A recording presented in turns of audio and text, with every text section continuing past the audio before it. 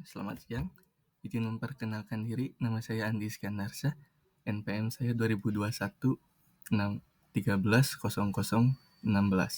Saya di sini akan mempresentasikan paper saya yang berjudul Analisis Keamanan Sistem Operasi Android, Kerentanan dan Solusi. Sistem operasi Android adalah sistem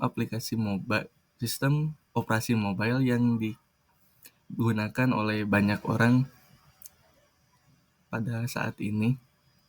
Sistem aplikasi Android ini dikembangkan oleh Google dengan kode source code yang dipublikasikan secara open source atau lisensi terbuka.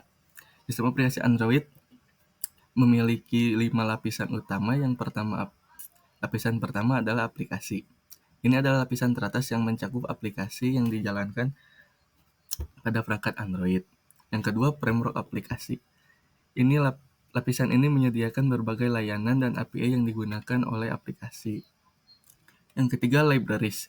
Lapisan ini terdiri dari pustaka-pustaka yang dikembangkan Google untuk mengakses fitur perangkat keras atau perangkat lunak tertentu.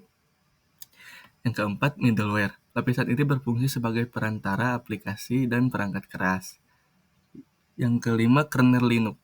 Kernel Linux adalah lapisan terendah yang menyediakan fungsi dasar sistem seperti manajemen perangkat keras, memori, dan proses. Berdasarkan dari hasil literatur review, kami menemukan beberapa kerentanan pada lapisan-lapisan sistem operasi Android ini. Yang pertama adalah WebView.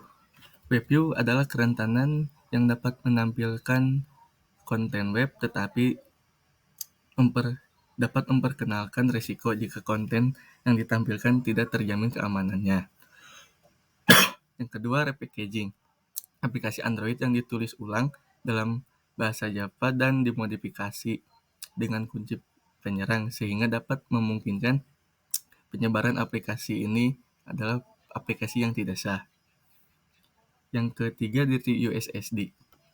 Kerentanan ini memungkinkan penyerang mereset dan menghapus data smartphone Android secara remote. Yang keempat adalah Android SSL dan TLS. Kerentanan ini terjadi akibat implementasi SSL dan TLS yang buruk, yang memperbolehkan serangan pada koneksi keamanan. Yang kelima, Android NFC. Kerentanan ini menunjukkan bagaimana perangkat Android dapat di-remote melalui fitur Near Field Communication atau NFC untuk mengambil alih perangkat atau menyerang ponsel.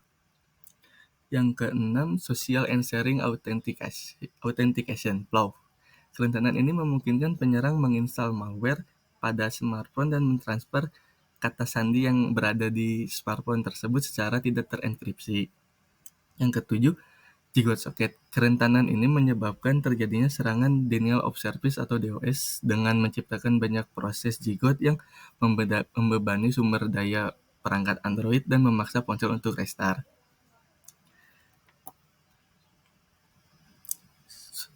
Berdasarkan literatur review yang telah kami lakukan, selain kerentanan, kami juga mendapatkan solusi untuk mengatasi kerentanan tersebut. Yang pertama adalah Kirin.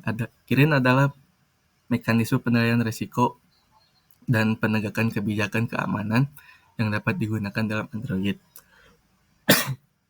Yang kedua, AppInc. AppInc adalah alat yang digunakan untuk menghasilkan aplikasi baru dengan tanda air yang tersemat secara transparan, sehingga dapat melacak dan mengidentifikasi aplikasi yang dimodifikasi. Yang ketiga adalah VS Code. VS Code adalah alat yang digunakan untuk mengekstrak detail izin dari kode sumber Android sehingga dapat membantu dalam analisis keamanan. Yang keempat adalah Rismon. Rismon adalah solusi yang bertujuan untuk mendeteksi perilaku jahat dalam aplikasi Android menggunakan mekanisme dinamis. Yang kelima adalah runtime monitoring. Solusi ini bertujuan untuk memeriksa apakah aplikasi ini memiliki izin untuk mengakses layanan atau sumber daya tersebut. Lalu yang keenam, CrowdDroid.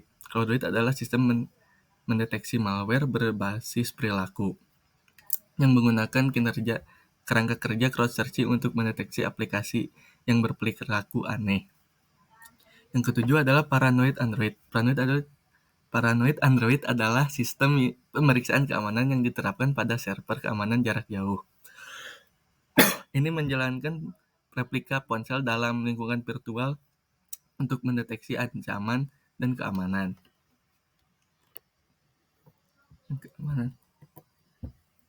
Lalu kesimpulan, dari berbagai lapisan Android ini ditemukan banyak sekali kerentanan, tetapi dari banyak kerentanan itu juga kami mendapatkan banyak juga solusi untuk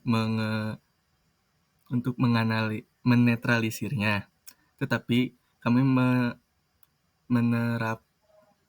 menekankan untuk penggunaan keamanan Android secara ketat dan kami menyarankan pengguna untuk memperbarui keamanan ponsel dengan versi yang terbaru agar keamanan ponsel